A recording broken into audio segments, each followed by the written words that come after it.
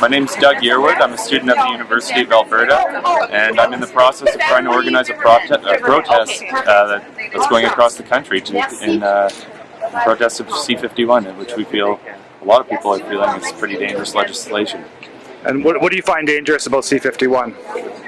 There's a few things. I mean, working through the bill, I haven't read through the whole thing myself. I'm about 3/4 of the way through, but the main thing that I've seen from a lot of people who've criticized the bill and critiqued the bill is mostly a lack of oversight for what they are proposing to do. I think that making CSIS a body that, rather than actively gathers information, turning it into a spy agency that's able to, act on its own volition in accordance with one judge, is something that is deeply concerning to some of the democratic freedoms that we as Canadians hold dearly.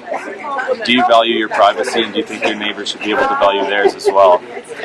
This bill has hints of racism and contradiction towards sort of what scientists say towards environmental conditions and climate science, and it could be problematic given the fact that our government doesn't really, our current government doesn't really accept some of the things that science says. So dissent against science is a problem. People who are religious may be targeted. The Indigenous and First Nations population could be targeted as well in legislation like this, and it's so open and vague that I think that, with it, there needs to be some amendments made, at least. The way that the government, the Conservatives, are trying to ram this through right now is concerning. It doesn't really seem like they care too much what the opposition says or want to look at what their own legislation proposes. So, I think it's a wake-up call for Canadians to really start becoming active in politics again, because you can't just let your freedoms be taken away willy-nilly.